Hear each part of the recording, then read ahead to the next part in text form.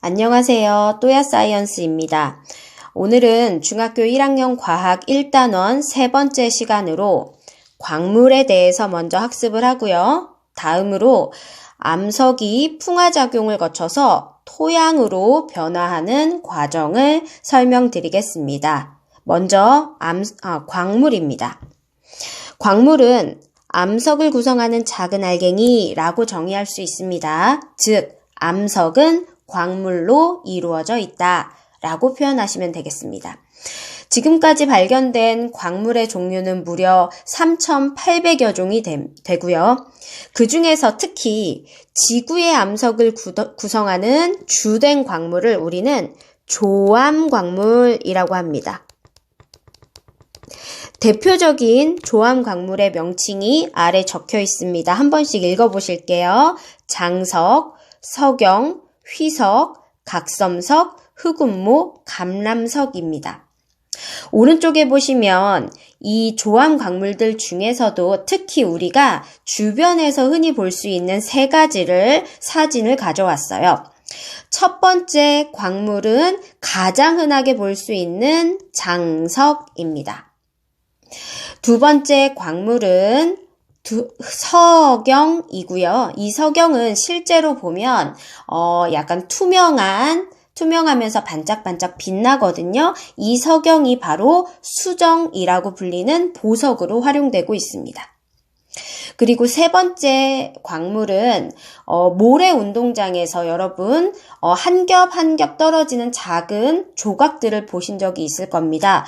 투명하기도 하고 검은색이기도 한데요. 이것들을 운모라고 부르고요. 그 중에서 검은색인 흑운모 사진을 가져왔습니다. 조암광물들 중에 지구의 암석을 구성하는 가장 많은 비중을 차지하는 게 바로 장석이고요. 이 장석이 무려 51% 정도를 차지합니다. 그 다음으로 많은 게 석영이고요. 석영이 한 12% 정도 되고요. 다음으로 많은 것이 휘석인데 휘석이 11% 정도 되고요.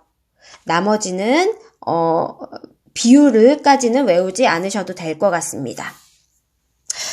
밑에 예시를 하나 가져왔는데요. 화강암을 예시로 들어보면 화강암을 이루고 있는 주된 성분은 정장석, 사장석과 같은 장석, 그리고 석영이 대부분이고요. 그 외에도 흑운모나 기타 등등의 광물들이 합쳐져서 화강암이라는 암석을 구성합니다.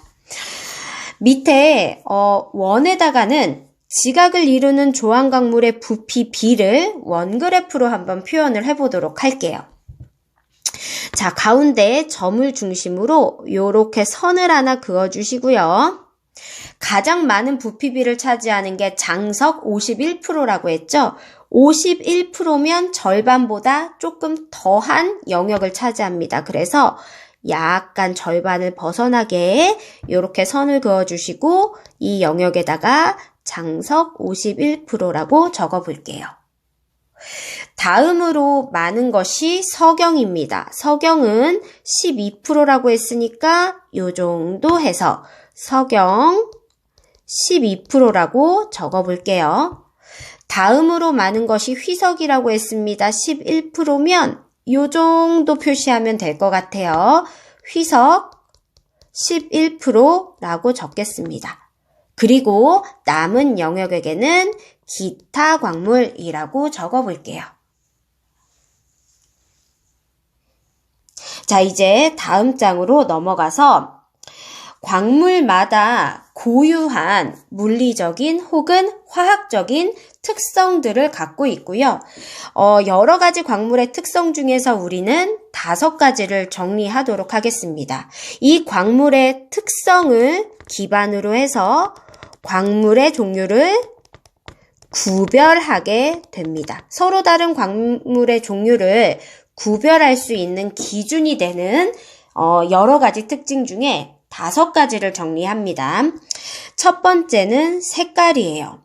겉으로 보이는 색이 다르다는 것은 서로 다른 광물을 구별할 수 있는 가장 직관적인 특성 중에 하나겠죠. 겉으로 보이는 색이기 때문에 다른 말로 겉보기색이라고도 합니다. 대표적인 밝은색 조암 광물로는 장석과 석영을 들 수 있고요. 어두운 색 조암 광물로는 휘석, 각섬석, 감람석, 흑음모 등을 들 수 있습니다. 뒤에다가 등자를 붙여주실게요. 자, 그런데 겉으로 보이는 색과 그 광물을 가루를 냈을 때 색은 다를 수 있습니다. 광물 가루의 색은 조흔판이라고 불리는 유약을 바르지 않고 저온에서 구워낸 도자기판에다가 긁어봄으로써 광물 가루의 색을 확인할 수 있거든요. 이때 나타나는 가루의 색을 우리는 조흔색이라고 합니다.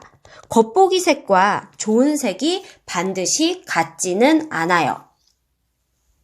옆에 보시면 하얀색 판에 광물 3개를 긁어서 서로 다른 색깔이 표시된 걸 보실 수가 있습니다. 이 하얀색 도자기 판이 조흔판이에요. 색깔을 바꿔서 여기다가 광물의 명칭을 한번 써볼게요. 첫 번째 광물은 금이고요. 두 번째 광물은 황동석이라고 불리는 광물입니다. 세 번째는 황철석이라고 부르는 광물이에요. 광산에서 이 3개의 광물을 갓 채취했을 때 이 3개의 광물은 겉보기 색이 그냥 색이라고만 쓸게요. 겉보기 색이 모두 노란색으로 보입니다. 그래서 겉보기 색만으로는 구분을 할 수가 없죠. 그런데 조흔판에 긁어서 조흔색을 확인해 보면 금은 노란색으로 나타나고요. 황동석은 초록색 빛이 나는데 어두운 녹흑색으로 나타납니다. 황철석은 검은색으로 가루의 색이 나타나요. 막 광산에서 캐냈을 때 금, 황동석, 황철석은 겉보기로는 구별이 안 되는 광물이지만 조흔색을 확인하면 확실하게 새 광물을 구별할 수 있습니다.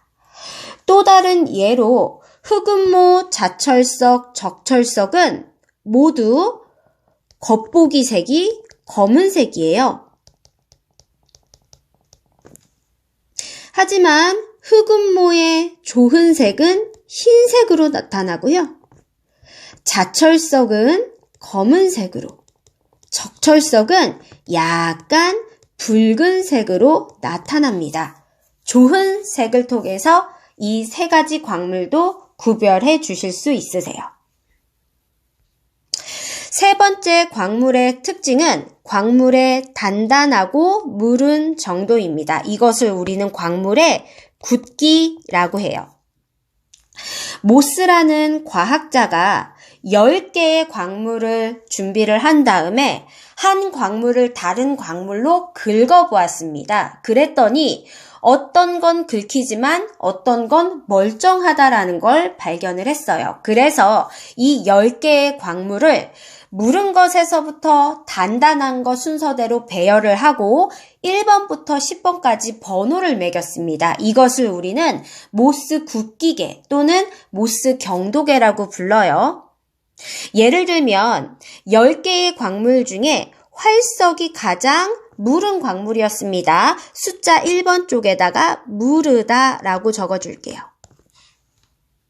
반면에 금강석이 가장 단단해서 어떤 광물로 긁어도 긁히지 않았습니다. 숫자 10 옆에다가 단단하다라고 적어볼게요.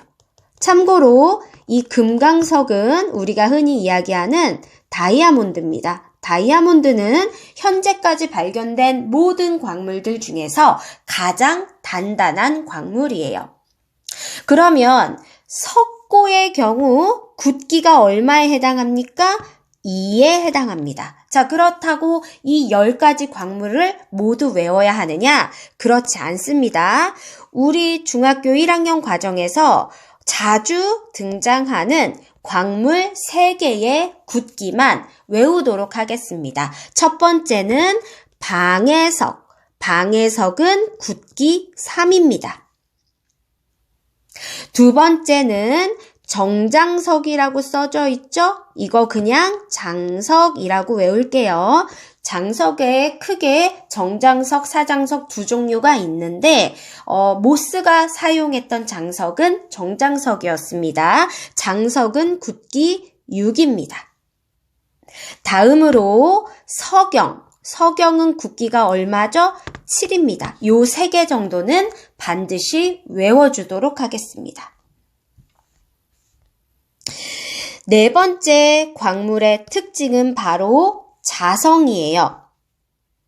자성은 자기력을 갖고 있는 성질이에요. 다 쉽게 표현하면 쇠붙이가 달라붙는 성질이라고 할 수 있겠죠. 자성을 갖고 있는 가장 대표적인 광물은 자철석이고요. 이 자철석에다가 클립 같은 것을 대보면 자철석의 클립이 달라붙습니다. 자철석은 대표적인 자성을 띠는 광물이에요. 마지막 특징은 묽은 염산을 떨어뜨렸을 때 거품이 발생하는지 여부입니다. 일명 염산 반응이라고 해요. 대표적으로 염산과 반응을 일으키는 광물이 뭐냐면 오른쪽 그림에다 표시해보죠. 이 광물의 이름은 방해석입니다. 방해석은 석회질 성분이 들어있어서 염산을 떨어뜨리면 자, 요 물방울이 염산이고요.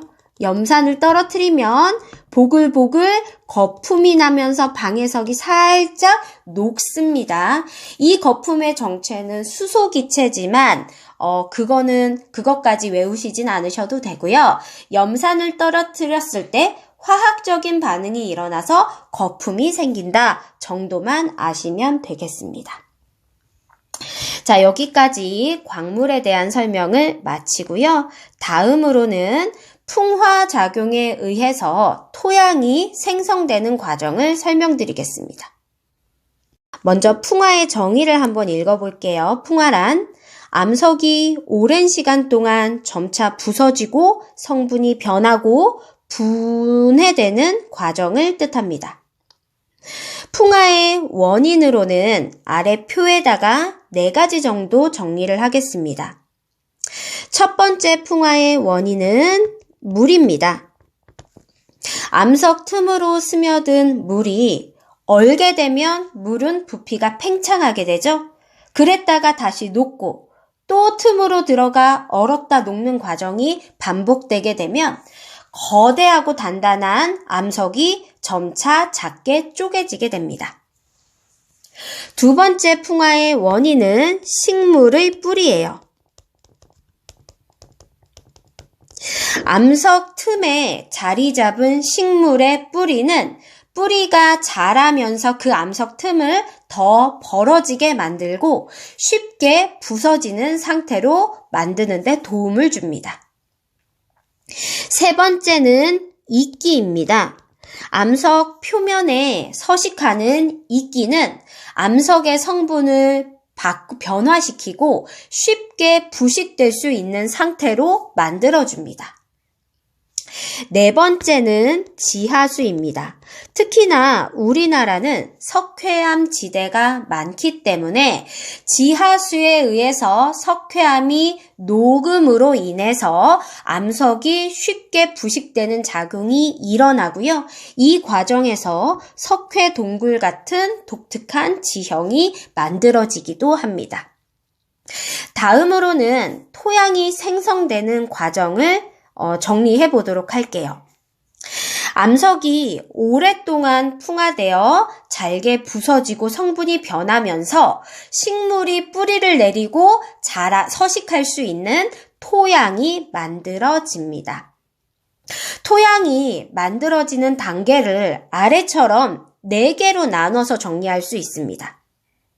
원래는 식물이 살 수 없는 암석만 존재하는 땅이었어요. 그런데 이 암석이 오랜 기간에 걸쳐 풍화되면서 토양이 생기면 그 토양에 식물이 서식할 수 있습니다.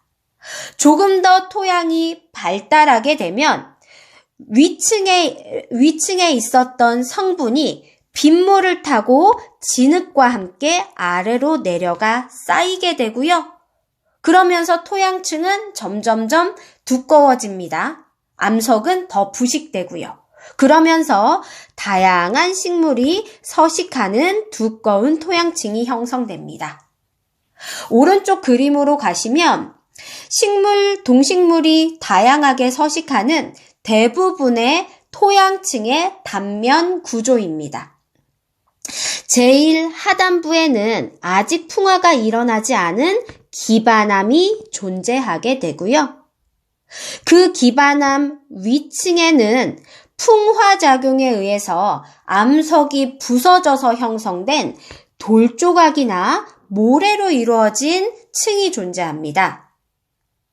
그리고 제일 상부에는 다양한 식물들이 뿌리를 내리고 서식하는 표토층이 존재하고요. 그리고 더 발달된 토양은 표토층에서 빗물을 타고 아래로 빠져내려간 성분들과 진흙들이 쌓여서 또 다른 층을 이렇게 형성하게 됩니다. 이 층을 우리는 심토층이라고 불러요. 잘 발달된 토양은 오른쪽 그림과 같이 4개의 층을 갖추고 있습니다. 자, 여기까지 암석으로부터 풍화작용을 거쳐서 토양이 어떻게 생성되는지를 정리했습니다. 오늘 수업은 이것으로 마치고 다음 시간에는 지각 변동에 대해서 학습하도록 하겠습니다.